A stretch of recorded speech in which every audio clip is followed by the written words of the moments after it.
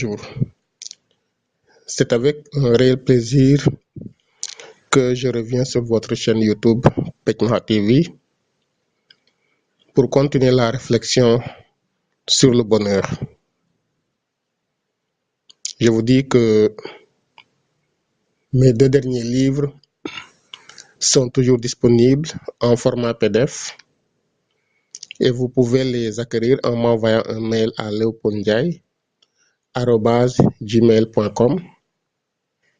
ou en m'envoyant un message personnel sur ma page Facebook Léopold Ndiaye, écrivain, coach et formateur. Ces 2 livres, le premier est intitulé Les paroles qui guérissent, une thérapie au jour le jour, et le second, qui est le 7e, La voie de la réussite, discours sur le devenir en mouvement. Ce sont 2 livres que je vous recommande fortement et que vous pourrez avoir en m'envoyant donc un mail ou un message privé sur ma page Facebook. Nous avions déjà entamé une réflexion sur le bonheur, sur la manière selon laquelle l'homme peut acquérir le bonheur, peut y arriver. Parce qu'aujourd'hui, il y a plein de personnes qui sont en train de souffrir parce que tout simplement, ils ne croient pas au bonheur ou bien ils ne savent pas par quel moyen passer pour y accéder. Mais l'important aujourd'hui, c'est de réfléchir sur le soi, de s'interroger sur sa vie et de s'interroger sur quel homme, sur quel genre d'homme nous sommes. Nous ne dirons pas jamais assez que nous sommes ce que nous pensons. Aussi, est-il vraiment important de contrôler nos pensées, d'adopter une bonne fois pour toutes un mode de pensée positif. Il est vrai que changer son mode de pensée n'est pas toujours chose facile, car notre ego nous amène toujours là où il se sent le mieux et fait tout pour que ces pensées positives ne nous submergent pas. Ce n'est pas la peine cependant de lutter contre l'ego, car nous ne pouvons lui échapper. Échapper à l'ego serait très difficile. Il finira toujours par nous rattraper et essayer de se venger. Il faut l'accepter et faire avec, car nous sommes tous des êtres égotiques. Et cette dualité sera toujours présente en nous tant que nous sommes sur cette terre et que nous vivons dans notre enveloppe physique. Mais nous pouvons transcender l'ego et le remettre à sa place en découvrant notre raison d'être. Cette découverte nous remplira d'amour et nous permettra d'orienter notre vie et de lui donner un sens. Nous découvrirons alors que nous sommes dans l'un et dans le tout, où tout est simplement, comme disait Anita Mourjani, cette merveilleuse femme qui est revenue du royaume des morts après avoir été dans le coma et déclarée cliniquement morte. En réalité, elle était atteinte de cancer et les médecins ne lui donnaient plus que 36 heures à vivre. Mais dans son coma, elle a fait la merveilleuse expérience de l'amour pur, dépouillé de tout ego. Elle a senti qu'elle était l'un et le tout en même temps. Elle nous dit qu'elle avait compris lors de son voyage dans l'autre monde pourquoi elle était atteinte de cancer. Parce qu'elle avait toujours vécu une vie de peur. Elle avait peur de tout et même de manger certains aliments pour ne pas avoir le cancer. Sa vie était une combinaison de pensées de peur. Nous ne sommes pas totalement différentes d'Anita dans notre vie de tous les jours. Nous avons toujours peur des choses qui n'arrivent jamais et qui nous rongent de l'intérieur à cause des pensées négatives que nous entretenons tout le temps. Même nos croyances religieuses sont censées nous inspirer, stimuler notre potentiel, nous faire vibrer à l'amour et non à la peur de la mort, de l'après-vie, la peur de la punition, de notre mauvais karma. Sans nous en rendre compte des fois, nous faisons tout à partir de notre vie, à partir de la peur. Ces peurs qui s'accumulent dans notre corps et dans notre énergie sont la cause de beaucoup de maladies aujourd'hui, dont certaines sont dites incurables. Alors, je vous demande vraiment de ne pas laisser la peur s'installer en vous, car elle peut créer plus de dommages que vous ne pouvez le penser. Nous sommes des êtres d'une incroyable magnificence. Nous n'avons qu'à vivre notre vérité et à exprimer ce que nous sommes. Nous ne sommes pas supposés avoir peur de ce que nous sommes.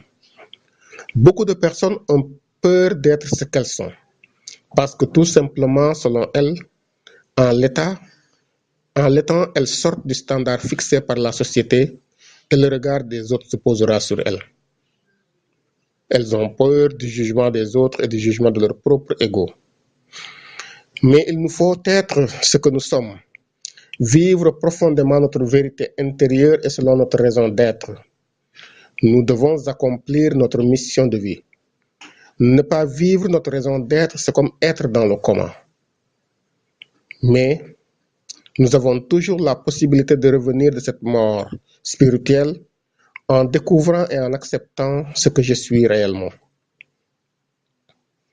Soyons conscients que notre être n'est pas notre corps physique.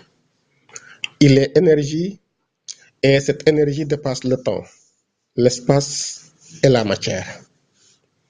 Par nos pensées négatives, nous polluons notre corps physique et notre corps spirituel. Tout est une partie de l'univers. Notre vrai moi n'est pas le corps matériel. Nous sommes esprit et énergie. C'est ce qui fait que nous soyons l'univers. En effet, nous sommes l'un unis dans le tout. Nous sommes unis vers le tout. L'âme du monde dont je parlais plus haut est en nous et elle nous conduit hic et nunc. Nous n'avons pas besoin de savoir ce que nous avons été ou ce que nous serons. Car en réalité, nous n'avons jamais été et nous ne serons jamais. Par contre, aujourd'hui, nous sommes et une grande opportunité s'ouvre à nous aujourd'hui.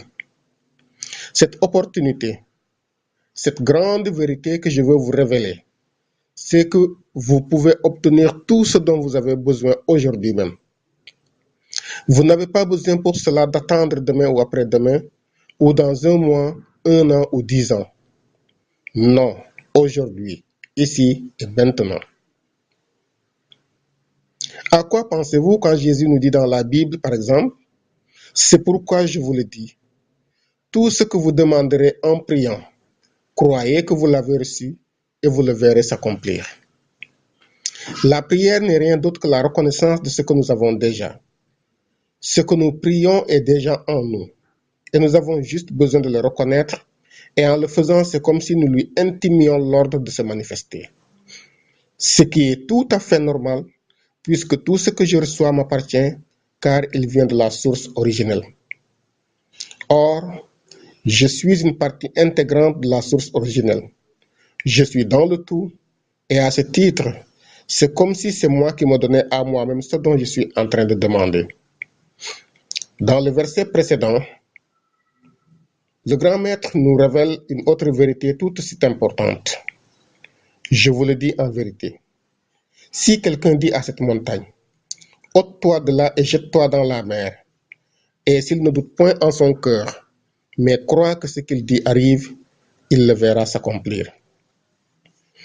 Cette vérité s'est manifestée à l'homme de tout temps, mais le doute a toujours rempli son cœur et fait en sorte que les fleurs de son cœur ne puissent éclore. La montagne dont il est question ici n'est rien d'autre que tous les problèmes, les difficultés et les obstacles que nous rencontrons chaque jour. Dans la Bible, la montagne est un lieu symbolique où ciel et terre se rencontrent. Moïse reçoit les tables de la loi sur la montagne du Sinaï. Et Jésus prononce son programme inaugural, les fameuses béatitudes, sur une montagne lui aussi. Lorsque le mot montagne apparaît dans la Bible, il faut dresser l'oreille, Dieu n'est pas loin. En effet, le problème chez l'homme n'est pas en réalité un problème, mais c'est une opportunité qu'il faut saisir. Toute opportunité est une bénédiction, et toute bénédiction vient de Dieu, de la source originelle. D'où ici la symbolique de la montagne qui est le lieu où l'homme rencontre la source créatrice. Paradoxalement, cette montagne n'est nulle part ailleurs que dans le lieu le plus élevé de l'homme, c'est-à-dire à l'intérieur de lui-même. La montagne traduit le mieux l'immortelle beauté de la création, nous disait Tonnerre. Proche des cieux, éloignée de l'ordre humain, elle est le point de rencontre privilégié entre le ciel et la terre. Elle est le lieu le plus beau pour les dieux et le plus élevé pour les hommes. Sur ces sommets, Yahvé a dicté ses commandements à Moïse. Le Bouddha a prêché la délivrance et le Christ s'est transfiguré face à ses disciples les plus proches. C'est aussi au pied d'une montagne, l'Hélicon, qu'Hésiode a reçu l'inspiration des muses pour écrire sa théogonie, histoire sacrée des dieux et de la création. Symbole universel, la montagne revêt de multiples significations. De ses sommets médiateurs, elle relie les contraires dans de très nombreuses complémentarités. La montagne est présente dans les mythes et légendes de tous les peuples. Des récits les plus anciens jusqu'aux œuvres les plus modernes, elle révèle les caractéristiques de la création tout entière. La montagne possède une double nature masculine et féminine. Masculine par ses sommets et ses proéminences pointées vers le ciel, elle exprime le principe de l'extériorisation de la puissance masculine, l'extraversion des énergies du centre de la Terre. Féminine, cachée, elle l'est par ses grottes humides et obscures, génératrices de formes mystérieuses. C'est dans son cœur que réside le lit nuptial où le roi et la reine, le soufre et le mercure alchimique conçoivent la matière première de l'œuvre. Généralement, le culte des sommets est réservé à des divinités essentiellement célestes, donc masculines. Le culte des cavernes s'adressait à des divinités taniennes agissant sous terre, donc féminines. L'eau des sanctuaires souterrains n'est pas considérée comme un liquide profane destiné à désaltérer, à laver ou à irriguer. C'est plutôt un fluide de vie, comparable au sang qui coule ou au lait maternel. La montagne est souvent associée, par sa fonction de centre et de matrice de la création, aux 4 éléments primordiaux ou plus particulièrement à l'un d'entre eux. Montagne feu, elle est associée à la verticalité, à l'axis mundi, à la puissance sexuelle du démiurge créateur. Montagne air, elle est associée au lieu du combat, au tonnerre, au dieu atmosphérique, à la hauteur, à l'étoile, au point de lumière qui oriente dans les ténèbres. Montagne eau, elle est liée aux sources de l'immortalité, à la croissance et à l'épanouissement. Elle attrape les nuages pour garantir le cycle de la circulation de la vie. Enfin, montagne terre, elle est vénérée en tant que mère gravide qui enfante, associée à la pierre et à la caverne. Le maître nous dit, si quelqu'un dit, par cette formule, il montre ici l'importance de la parole. Cette parole créatrice à partir de quoi tout fut créé. Nous comprenons donc qu'il faut parler aux problèmes et leur intimer l'ordre de partir.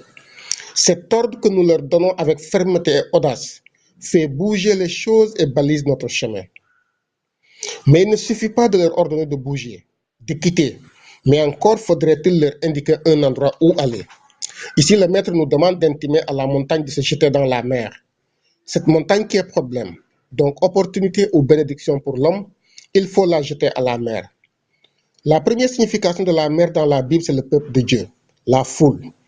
La première compréhension que nous pouvons avoir ici donc est que lorsque survient un problème, l'attitude de l'homme devra consister à bénir Dieu et à bénir l'ensemble de la créature, donc la mère, et ainsi avec foi à manifester les bénédictions de Dieu dans sa vie et celle de l'humanité. En scrutant bien les Écritures, nous avons une seconde signification de la mère. En effet, le peuple hébreu rapporte toujours la mère à Dieu. Il la voit comme un espace qui exprime la transcendance de Dieu. La mer est, comme toute la création, le domaine de Dieu, seul capable de protéger l'homme de l'invasion des eaux, précise Chantal Régnier. La domination de Dieu sur les éléments est une manifestation de son amour. Le peuple hébreu échappe aux armées de Pharaon grâce à l'intervention de Dieu qui ouvre la mer Rouge pour qu'il passe à pied sec, Exode 14. De même, lorsque Jésus apaise la tempête, Marc 14, verset 35 à 41 et Matthieu chapitre 8, verset 23 à 27, il manifeste que la mer est son domaine. C'est ainsi que la confrontation de la mer peut devenir un moment où la plainte peut se retourner en louange. La mer sert à faire comprendre quelque chose de Dieu dans le mystère de la création. Ainsi donc, la jonction de la mer et de la montagne est la bénédiction qui vient de l'homme et retourne à lui pour lever un coin de voile de son mystère. Ce problème ne sera plus complainte, mais seulement louange dans l'accomplissement de sa divinité venue de la source originelle. Parce qu'elle peut engloutir en un instant l'homme qui tombe en elle, elle révèle la fragilité de l'existence humaine et l'impuissance de l'homme à arracher à la mort celui que la mer a englouti ou à s'arracher lui-même de la mort. Mais pour celui qui, dans l'angoisse, se tourne vers Dieu en qui il met toute sa confiance, comme l'exprime avec force les psaumes, notamment le psaume 108 et le psaume 106, la mer peut aussi être le lieu d'un salut possible. Même dans les plus terribles situations d'angoisse et de naufrage, le psalmiste peut se retourner vers un autre pour lui crier sa détresse et son engloutissement. Notre sœur Nathalie Beccard. Si donc notre foi est intacte, nous pouvons faire les plus grandes choses. Toutes les spiritualités mettent en avant ce principe et nous pouvons dire, sans risque de nous tromper, que rien n'est impossible à l'homme de foi. C'est sans doute ce que voulait dire Nichiren Daishonin lorsqu'il disait que les malheurs de Kyogozen se changeront en bonne fortune. Faites appel à toute votre foi et priez ce Gohonzon. Que ferait-il, que pourrait-il y avoir d'impossible à réaliser? Dans le commentaire de cet extrait de Gosho, Daisaku Ikeda cite le principe de changer le poison en remède. La notion de poison se réfère à un ressenti négatif, une souffrance. L'idée, c'est que la vie s'empoisonne de souffrance. Changer le poison en remède est plus fort qu'un simple résultat, car cela implique que c'est par le biais des circonstances qui font souffrir que l'on obtient la victoire. C'est alors la défaite ou la souffrance qui deviennent la cause de cette victoire. Dans la notion de poison, il n'y a pas de jugement et tout n'est pas joué d'avance. L'idée est que tout ce qui est négatif peut devenir la cause d'un grand bonheur. C'est donc un grand message d'espoir. Le mot poison peut gêner surtout ceux qui ne connaissent pas l'enseignement bouddhique. En effet, on retrouve cette idée de changer le poison en remède avec d'autres principes bouddhiques, comme l'hiver qui ne manque jamais de se changer en printemps. Plus l'obscurité est profonde, plus l'aube est proche. Les troubles mènent à l'illumination. Les bûches alimentent le feu. Tous ces principes illustrent l'un des concepts les plus centraux du bouddhisme, la transformation du karma. Et ce processus de transformation passe par la croyance. Devant de grosses difficultés, c'est la manière de percevoir les choses qui fait la différence. Lorsqu'on change notre perception, les situations changent et nous changeons ainsi le poison en remède. Là où les solutions se présentent à nous sans effort, et nous pouvons transformer radicalement les choses. Des fois, lorsqu'on est assailli par de lourdes difficultés, on a l'impression que tout est fermé. C'est alors que peut surgir en nous quelque chose d'insoupçonné qui va faire bouger les choses et apporter la solution miracle. Car En chacun existe quelque chose de limité qui ne surgirait pas s'il n'y avait pas la survenance de ces difficultés. Pourquoi les circonstances difficiles font-elles apparaître une prière si puissante? C'est parce que, alors, on est à la limite de nos capacités. Plus de stratégie possible. On entre dans le monde de la foi, en fusionnant avec l'entité réelle de tous les phénomènes. Et là, on perçoit, sans le filtre de la pensée, du karma, la vraie nature des choses, sans avoir d'idées préconçues, mais avec une ouverture à des possibilités que nous n'avions pas imaginées. Et lorsque vous êtes debout, faisant votre prière, si vous avez quelque chose contre quelqu'un, pardonnez, afin que votre Père qui est dans les cieux vous pardonne aussi vos offenses. Cette parole de Jésus nous montre l'importance du pardon. Nous parlons ici du pardon sincère et inconditionnel. Lorsqu'on pardonne réellement, il n'y a pas de condition. Sinon, cela ressemble à du chantage et les conséquences n'en seront que plus dévastatrices, surtout pour soi-même. En effet, la prière n'est rien d'autre que l'affirmation positive de ce qui m'appartient déjà et que je ne fais que reprendre légitimement, parce que tout simplement je suis dans celui qui est. À ce titre, tout ce qui lui appartient m'appartient puisque je suis lui et il est moi, car je suis une partie de tout. Donc la prière, loin d'être une demande dans laquelle on supplie à longueur de journée, doit être une affirmation libre, confiante et sans aucun doute que telle chose m'appartient et je viens la reprendre sans crainte. Mais il faut une certaine disposition de cœur pour empêcher à l'ego de prendre le dessus et de poser ainsi des conditions. Le pardon est nécessaire si nous voulons ouvrir les vannes de bénédiction de la source originelle à laquelle nous sommes branchés. Nous sommes tous et toujours branchés à cette source qui est à l'origine de tout. De temps en temps, nous nous en séparons lorsque nous nions notre identité ou que nous méconnaissons notre moi spirituel qui est l'essence même de notre humanité. C'est la véritable signification du péché. Le péché n'est rien d'autre que la séparation d'avec le divin. Cependant, il est difficile de pardonner à autrui si on ne se pardonne pas soi-même. Beaucoup de personnes revivent sans cesse le film de leur passé et ressassent incessamment les pages sombres de leur histoire. Ils vivent ainsi en se culpabilisant et en se considérant comme de mauvaises personnes. Nous devons savoir que Dieu ne peut pas nous pardonner si nous ne nous pardonnons pas nous-mêmes. Car lorsqu'on est incapable de se pardonner, on pense que Dieu ne peut pas nous pardonner pour telle ou telle autre action commise. Ainsi, nous manquons de confiance envers lui. Or, le manque de confiance, le doute, engendre la mort. Si nous nous pardonnons, nous nous reconnectons à la source divine originelle et ainsi notre cœur s'ouvre et nous transmettons ce pardon à tous ceux qui nous ont fait du tort. Car en ce moment, nous reconnaissons en eux des créatures venant du divin et qui sont semblables à moi. Mais si nous écoutons uniquement la voix de l'ego, nous passerons notre temps à nous condamner et à vivre dans le passé. Or, je le redis encore, le passé est une illusion. Il n'existe pas. Tout ce que nous avons déjà fait, nous ne pouvons plus le changer. Par contre, ce que nous sommes en train de faire en ce moment, nous pouvons faire en sorte que ce soit de bonnes choses, magnifiques. Nous avons un immense pouvoir sur ce que nous faisons maintenant.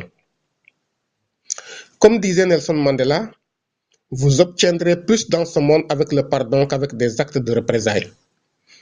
En effet, le pardon, quoique parfois difficile à donner, est peut-être l'action la plus puissante pour nous apporter la paix intérieure et rétablir la confiance en l'autre. Comme le dit un proverbe arabe, le pardon est la plus belle fleur de la victoire. Arrêtons l'autoflagellation, remplissons d'amour et envoyons de l'amour aux autres. Acceptons nos imperfections et accueillons les autres avec leurs manquements. N'hésitons pas à demander pardon et à faire amende honorable lorsque nous faisons du tort à notre prochain. Car tant que nous ne le faisons pas, nous avons rompu la chaîne qui nous relie au divin. Or, sans cette source originelle, nous ne pouvons vivre décemment. Considère toujours l'autre comme ton frère, ou ta sœur et demande-toi, est-ce que ce que tu es en train de dire de lui ou de lui faire, tu voudrais bien qu'on te le dise ou qu'on te le fasse? Si tu réponds toujours sincèrement à cette question, tu seras juste envers ton frère et tu seras sur la voie du bonheur. Car tu ne peux être heureux si les autres sont malheureux. Le bonheur ne se construit et ne se vit qu'avec les autres. L'orgueil, la méchanceté et la haine n'ont aucun sens et ne nous mènent qu'au désastre. Alors, revisite ton moi aujourd'hui et laisse la lumière divine éclairer ton âme obscurcie. Regarde la vie en face et regarde ta vie. Les choses peuvent sembler marcher à l'envers, mais ceci n'est qu'une illusion. Tant que tu es conscient que tu peux tout, car rien ne te manque, puisque tu es une partie de tout. Chaque matin, quand tu te lèves, branche-toi à nouveau à la source originelle et redeviens une créature nouvelle. Tu peux toujours te ressourcer par la prière, la pensée positive, l'affirmation de ce que tu es et de ce que tu possèdes, l'action de grâce, etc. Il s'agira ici d'être en pleine conscience et de t'ouvrir à l'immense je suis, d'affirmer que tu es et de vivre dans la conscience que tu es. Certainement ce matin tu t'es réveillé déprimé parce que rien ne semble plus tourner en rond. Ou bien tu es tout simplement découragé. Tu n'as plus la force ou le courage de continuer ta route. Tu n'as qu'une seule envie en ce moment, tout balancer et t'en aller loin de la routine quotidienne. Tu es fatigué d'entendre tout ce qui se dit de toi, autour de toi. Tu es critiqué à longueur de journée. Rien ne va plus entre toi et ton mari ou ta femme. Ton ou ta fiancée t'a lâché sans raison et sans explication. Il ne t'adresse plus la parole, ne répond pas à tes messages et ne prend plus tes appels. Pire, tu apprends dans la rue qu'il ou qu'elle sort avec quelqu'un d'autre. Au travail, c'est pire. C'est la guerre quotidienne entre toi et tes collègues. Ils médisent derrière ton dos et te collent des sobriquets rien que pour te faire du mal. Ils font tout pour se mettre entre toi et ton employeur. Ils ternissent ton image. Malgré tout cela, tu aimerais en parler à quelqu'un pour te vider le cœur et reprendre un souffle nouveau. Mais tu n'as personne à qui te confier, car on ne peut plus faire confiance à personne maintenant. Tu déprimes, le cœur lourd, et tu te dis que ça ne vaut plus la peine de se battre.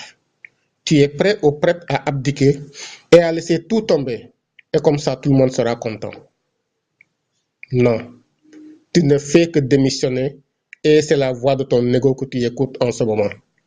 Au contraire, c'est aujourd'hui plus que jamais de se battre. Souviens-toi de ce que disait Sénèque.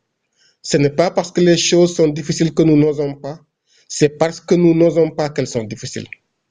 Alors, ressaisis-toi et ose. Bats-toi et ne laisse personne te mettre en dehors de la course. Personne n'est meilleur que toi. Mais si tu veux être le dernier, un moins que rien, si tu permets aux autres de te réduire à néant, alors tu seras néant. N'oublie pas que tu es issu de celui qui est. Et en ce sens, toi-même tu es et personne ne peut rien contre toi. Ton plus grand ennemi, c'est toi parce que tu ne te fais plus confiance. Tu ne crois plus en toi-même et tu te laisses passer dessus. N'abdique jamais.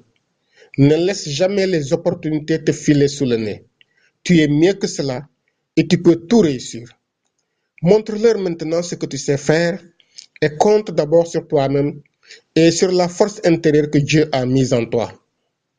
Tu as cette peur d'être jugé, de te sentir ridicule. La honte te submerge des fois et tu as peur qu'on pense que tu ne sois pas assez bon pour ceci ou pour cela. Alors tu préfères te cacher et voiler tes faiblesses. Le problème, c'est que tu es devenu aveugle. Tu ne te vois plus avec ton regard, mais avec le regard des autres. À cause du regard des autres, tu n'oses plus rien faire. Tu n'évolues plus. Tu t'es oublié pour le regard des autres. Pourtant, tout autour de toi, il y a des gens qui ont osé faire ce que tu n'as pas osé faire. Ils sont plus hauts, plus forts et plus intelligents que toi. Ils réussissent avec succès tout ce qu'ils entreprennent. La différence entre toi et eux, c'est qu'ils n'ont pas attendu ton regard ni celui des autres pour se rapprocher de leurs rêves. À partir du moment où tu as laissé le regard des autres diriger ta vie, tu as décidé d'aller à l'encontre de ce que tu devais être. Ça ne sert à rien de se montrer fort si tu ne l'es pas pour de vrai. Il faut que tu repositionnes ton regard sur toi, que tu te regardes avec sincérité. Peut-être qu'aujourd'hui tu n'es pas le meilleur, mais aujourd'hui peut être le jour où tu prends la décision d'être meilleur que tu ne l'étais hier. Prends la décision de ne pas subir ta vie, mais de maîtriser ta vie. Parce que dans la vie, il n'y a pas d'essai. Toutes les choses que tu regrettes, toutes les erreurs que tu as commises dans le passé, tu ne pourras retourner dans le réel pour les corriger. Tu n'es pas né pour ne pas oser. Tu n'es pas né pour avoir honte. Tu n'es pas né pour vivre dans la peur, ni pour ressembler aux autres. Pourquoi tu devrais ressembler aux autres alors que tu es né pour être différent? Tu es né avec un talent unique, un rêve unique, un avenir hors du commun. Tu es né pour rendre possible tout ce que le monde croyait impossible. Et quand la vie voudra te faire tomber, te voir allongé au sol, tu te relèveras encore et encore, et tu la regarderas droit dans les yeux pour lui dire que tu es né pour être phénoménal, inarrêtable. Malgré les coups, les déceptions, les trahisons, tu es toujours debout. La facilité n'est pas une option pour toi. Tu es un guerrier. Tu tombes 7 fois, mais tu te relèves 8 fois. La bataille n'est pas terminée jusqu'à ce que tu remportes la victoire. Tu peux remporter la victoire à chaque coup et être le meilleur. Tu es un vainqueur et non un vaincu. La vie te sourit et tu as tout pour te sortir du trépas dans lequel tu es. Ce qui est important, ce n'est pas ce que tu as vécu ni ce que tu vivras, ni ce que les gens disent que tu es. Mais le plus important, c'est ce que tu vis en ce moment, ce que tu es. Dans le moment présent, un immense pouvoir est entre tes mains, car tu as la possibilité de changer les choses. Les choses et les situations n'auront aucune ascendance sur toi si tu ne le leur permets pas. Le pouvoir, c'est toi. Tu es la puissance. Aligne seulement ton vouloir à ton pouvoir et tu feras bouger des montagnes.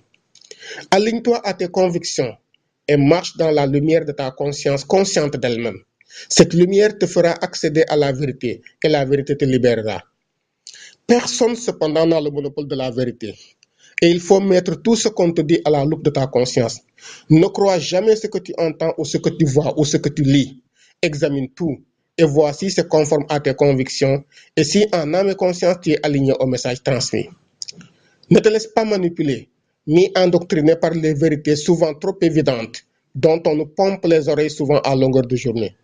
Aucune vérité ne saurait être sienne si tu ne la reconnais comme telle. Le vrai et le faux sont toujours relatifs et dépendent de beaucoup de choses. C'est comme le bonheur qui est également relatif et dépend de chaque personne. Nous n'en avons pas la même conception, car nos objectifs de vie sont différents. Chacun de nous cherche le bonheur où qu'il puisse être. Il en va ainsi même dans le travail. Personne ne voudrait de relations de travail qui ne soient pas valorisantes, constructives, saines et positives. Mais c'est quoi le travail? Dans mon ouvrage de L'ombre à la lumière, le combat pour la vie, publié en 2012 aux éditions Diaspora Noire, je définissais le travail comme étant l'expression de notre savoir-faire ou de notre savoir tout court, au profit de la société, tout en ayant également des retombées pour soi, qu'elles soient spirituelles, matérielles, financières ou morales. C'est une définition que l'on pourrait retenir, mais j'aime bien également celle qu'en donne Jacques Salomé lorsqu'il dit que travailler, c'est vendre 8 heures de sa vie par jour. En effet, le travail d'entreprise consiste surtout à travailler pendant 8 heures par jour, moyennant une rémunération journalière, hebdomadaire, par quinzaine ou mensuelle, à un taux horaire fixé d'avance. Mais ceci suffit-il seulement pour être heureux au travail? L'homme n'a-t-il pas besoin d'autre chose pour s'épanouir dans son travail? Oh que si! Même si la plupart des managers de maintenant l'ignorent. Dans les relations de travail, il y a beaucoup d'énergie mobilisée et qui font qu'au-delà de ce que nous voyons, nous puissions atteindre les résultats escomptés.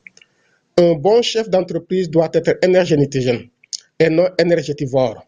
La qualification professionnelle d'un responsable, à quelque niveau que ce soit, est de savoir dynamiser et augmenter les ressources de ses collaborateurs directs.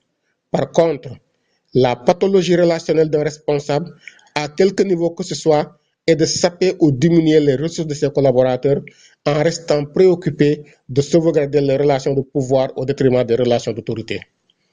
Il y a beaucoup de souffrance dans le monde du travail. C'est pourquoi il nous faut redonner du sens à ce dernier. Parce qu'au-delà des résultats obtenus et de recherche du profit, c'est l'humain qui est au centre de tout et c'est lui qui est en jeu. Cette souffrance au travail s'accumule en général, déborde et envahit la vie professionnelle et familiale des travailleurs. C'est pourquoi, si vous voulez être heureux au travail, vous devez vous adapter pour faire face aux violences de toutes sortes que vous vivez dans vos relations de travail avec vos pairs ou vos supérieurs. Et pourtant, il est possible de s'épanouir et de se réaliser soi-même dans les relations professionnelles. Ces relations conflictuelles et de malaise permanent entre collègues regroupés à longueur de journée dans un même espace ou autour d'une même personne sont souvent énergétivores et toxiques. Elles créent le stress permanent et des situations qui peuvent être dramatiques aussi bien du point de vue individuel que collectif.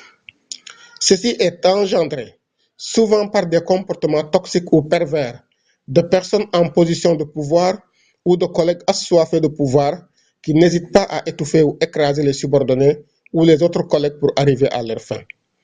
Ils ne peuvent alors souffrir d'aucune contradiction et tous les moyens sont bons pour arriver à leur fin. Alors, ceux qui sont en position de faiblesse, faute de pouvoir se libérer de l'étreinte mortelle, finiront par une mort professionnelle bien planifiée ou souffriront en silence dans l'espace de travail en se tuant à petit feu par le stress qui les ronge de l'intérieur. L'origine du stress est un conflit intrapersonnel sur celui ou celle qui n'a pas la maîtrise sur les situations qui l'entourent. Chaque fois que se posent à nous des attentes qui révèlent de l'évidence et des réponses inadaptées ou insuffisantes, chaque fois que nous sommes confrontés à un décalage entre ce que nous avons produit, exécuté ou réalisé et la façon dont ce résultat sera évalué, minoré, rejeté ou même dévalorisé. Lorsqu'il y a un décalage entre les objectifs fixés et les moyens mis à la disposition de la personne pour les atteindre, la non-atteinte de ces derniers peut faire naître le sentiment d'incapacité ou d'incompétence alors qu'elle n'en est rien en réalité. Ceci peut faire naître un sentiment de culpabilité chez la personne et lui faire adopter une position de résignation, en considérant même le travail obtenu comme une chance alors que beaucoup d'autres personnes sont encore en chômage. Cette vision de la chose est très réductrice et très dévalorisante et ne correspond nullement à la réalité. Cette situation est exacerbée par le fait qu'il y a peu ou pas du tout de communication dans les entreprises. Or, sans communication, ce sont des situations conflictuelles et de stress permanent qui naissent et pourrissent l'espace de travail. Mais pour une bonne communication dans les relations professionnelles, il faut appliquer la règle des 4 oser, définie par Jacques Salomé. Oser demander, oser donner, oser recevoir, oser refuser. La demande libre laisse l'autre libre de sa réponse, alors qu'un don réel est dénué d'exigence, car un don assorti de conditions est un troc relationnel. Quant à recevoir, c'est à double tranchant. Ouverture féconde et risque d'intrusion dans mon univers.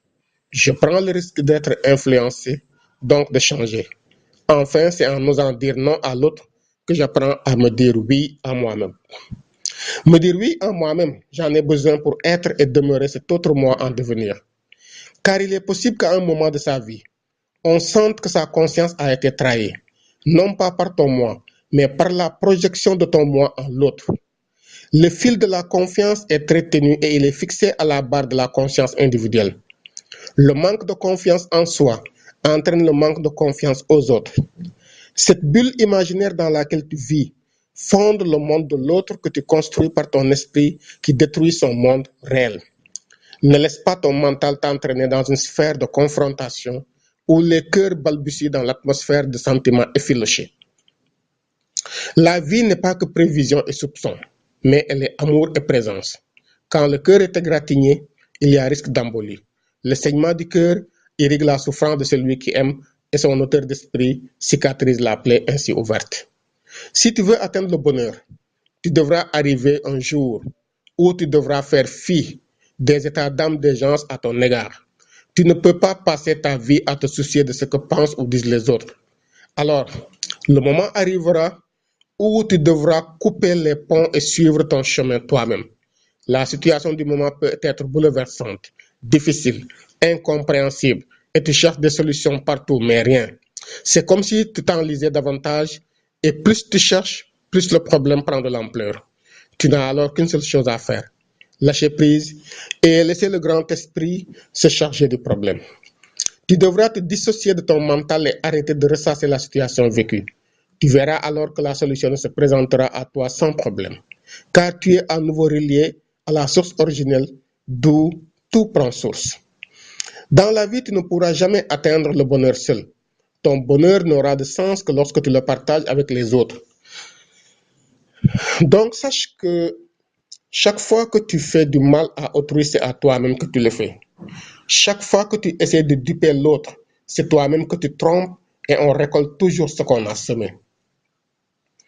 Il y a une loi naturelle qui veut que tout ce que nous semons nous revient multiplié.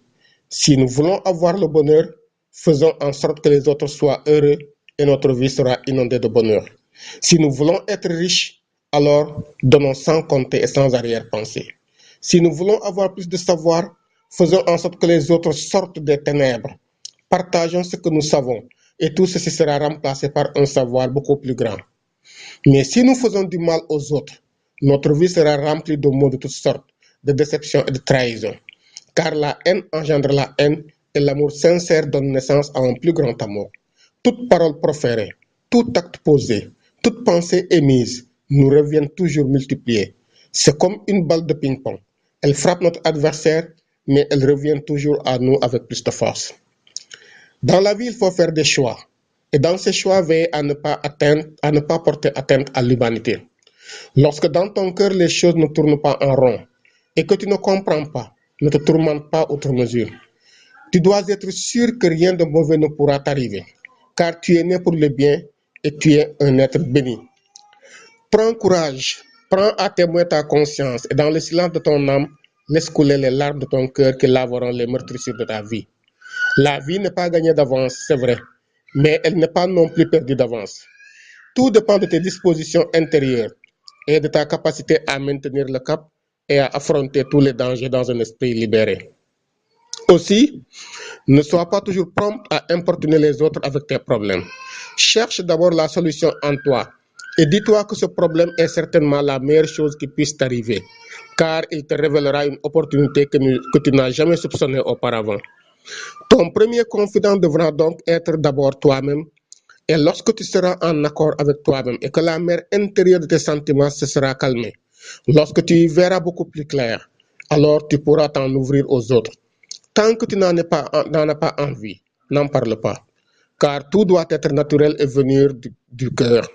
Ainsi, lorsqu'une personne sera dans des difficultés, ne la pousse pas ipso facto à t'en parler tant qu'elle n'est pas disposée à le faire. Ce n'est pas parce qu'elle ne veut pas en parler, alors qu'elle te met à l'écart. Non, c'est tout simplement qu'elle essaie d'y voir clair. Et il faut lui reconnaître ce droit. Chaque chose a son temps et apprends à te mettre à la place des autres. Si tu le fais, tu les comprendras mieux. Il peut arriver que la personne n'ait besoin que de ta présence sans que tu ne dises rien et qu'elle ne dise rien. Mais il y a là une communication des cœurs et des consciences bien plus fructueuse que tous les discours. Être là, ce n'est pas seulement discourir, mais c'est savoir aussi faire silence et écouter avec le cœur. C'est être souffle quand le poumon de l'autre s'essouffle. C'est se faire puissance dans la faiblesse de l'autre pour le requinquer et lui redonner du tonus quand il chancelle sous les coups de boutoir de la vie. Se faire présence, c'est tendre les mains à celui dont les mains ont été tronquées par le couperet de déception et des promesses jamais tenues. C'est se faire gîte quand l'autre, comme un animal perdu, erre parce que n'ayant aucun antre dans lequel se reposer. C'est laisser couler les larmes du désespoir du cœur et les recueillir au creux de son âme libératrice. Être là pour celui qui souffre, c'est être le sol sur lequel marche l'autre pour aller pas à pas sur le chemin de la vie incertaine et déséquilibrée. C'est être libération pour celui dont la conscience est emprisonnée dans les geôles d'une conscience collective malmenée et en mal d'être. C'est être destination pour celui qui marche sans but. Être conviction pour celui qui a perdu tout espoir. Être ami c'est faire le show de celui qui ne sait plus faire vie, de celui qui n'a plus la vie et dont la sève intérieure tarit sous la sécheresse du désespoir. L'amitié, mon frère, c'est mûrir le fruit de l'honneur quand la dignité de l'autre est piétinée, pourfendue et foulée aux pieds. Il peut arriver que tu patauges pendant longtemps dans une situation difficile, inextricable, et que tu ne comprennes pas ce qui se passe. Dans ce cas, n'agis pas comme l'oiseau pris au piège et qui se débat dans tous les sens pour se tirer d'affaire. Mais ce qu'il ne sait pas, c'est qu'il ne participe qu'à se faire davantage. Ne fais pas non plus comme cette personne qui se noie et qui gesticule d'une manière désordonnée. Elle perd de l'énergie, de la confiance en soi et sera bientôt engloutie par les eaux. Agis plutôt comme une personne sensée, en gardant ton calme, en faisant la paix intérieure et en examinant la situation. La plus grande erreur que nous commettons est de nous identifier aux situations qui nous arrivent. Mais pourtant, nous ne sommes pas ce qui nous arrive et nous devons nous en détacher. La situation est ce qu'elle est et moi je suis ce que je suis. Je n'en mourrai pas. Ne nous rappelons pas ce que nous avons été ou ce que nous serons. Comment serai-je demain ou dans 10 ans? Il faut que je sois conscient d'abord de ce que je suis, de ce que je vis à l'instant présent où je suis. Ensuite, j'accepte la situation telle qu'elle est, sans la juger, ni en bien, ni en mal, et sans me juger, ni me comparer à qui que ce soit ou à quoi que ce soit. J'essaie alors d'obtenir le calme intérieur, de faire le vide en moi et de voir quel est le bien qui se cache derrière cette situation désagréable. Après cela, je lâche prise et je laisse la source originelle à laquelle je me suis branché me donner la solution à mon problème. Lâcher prise suppose avoir confiance, sans douter, et avoir foi aux immenses possibilités qui circulent dans le cosmos. C'est s'ouvrir au monde du possible pour puiser la solution qui m'est déjà offerte, mais que je ne pouvais voir à cause des peurs et des doutes que j'entretenais en moi. Garde toujours à l'esprit que toute chose concourt au bien de l'homme, même si on ne le sait pas encore. Chaque fois que quelque chose se produit, il y a bien une raison à cela et ce qui doit arriver arrivera au moment voulu. Saisis la chance qui t'est toujours offerte par chaque situation que tu vis. Ne te précipite pas à faire n'importe quoi afin de ne pas commettre une erreur qui pourrait être fatale. Mais sois zen et laisse la source originelle t'instruire. Alors tu arriveras au bout sans difficulté et sans te blesser et le bonheur et la réussite te souriront. Des fois, nous voyons la porte et nous n'osons pas l'ouvrir parce que nous avons peur de ce qu'il y a au-delà. Il se peut même qu'elle ne soit pas fermée à clé. Et il suffisait juste de tourner la poignée pour sortir de son enfermement et explorer des horizons qu'on ne pouvait jamais imaginer. Une simple poignée nous retient et nous empêche de réaliser notre rêve. Mais tant qu'on ne pose pas la main sur cette poignée et qu'on ne tourne pas, la porte ne s'ouvrira pas et rien ne changera dans notre situation du moment. Il peut arriver également que la porte soit fermée à clé et que cette dernière est dans la chambre et encore sur la serrure. Il suffisait juste de tourner la clé, un tour ou deux, et d'ouvrir la porte pour changer catégoriquement notre destin. Mais non, nous ne voyons pas la clé, tellement nous avons peur de sortir de la chambre et nous sommes convaincus que la porte est fermée à clé et qu'il n'y a aucun moyen de s'en sortir. Dans la vie de tous les jours, nous nous enfermons dans des cellules et nous passons le temps à tourner en rond autour de nous-mêmes, en voyant tout en noir et en nous disant que jamais nous ne sortirons de cette situation. Et pourtant, la clé est toujours entre nos mains. La clé est au-dedans de nous. Et nous avons tout le pouvoir d'ouvrir cette porte intérieure et de monter dans les cieux les plus élevés. Lorsque les problèmes nous assaillent, jusqu'à ce qu'on ait l'impression que notre tête va exploser, qu'on ne trouve plus aucune solution, ne tournons pas comme un rat dans une cage. N'accusons personne de ce qui nous arrive et ne nous culpabilisons pas. Si nous n'avons aucune solution, restons calmes dans cette obscurité intérieure et nous verrons que petit à petit, nos yeux s'habitueront à la pénombre et nous verrons que la clé est dans la serrure et qu'il suffit juste de la tourner pour sortir. C'est ce que j'appelle le lâcher prise. Ne vous tourmentez pas, car pour chaque problème, une solution existe. Et le problème vient toujours avec sa solution. Et si vous observez bien, vous verrez que la plupart de vos peurs ne se réalise jamais et vous faites toujours du mauvais temps. Vous faites toujours du mauvais temps pour rien. Voilà, donc nous allons nous en limiter là aujourd'hui. C'est notre réflexion toujours sur le bonheur. Et je vous dis que ces paroles sont tirées du dernier livre que je suis en train d'écrire et qui est intitulé Les paroles du silence et qui sera bientôt finalisé.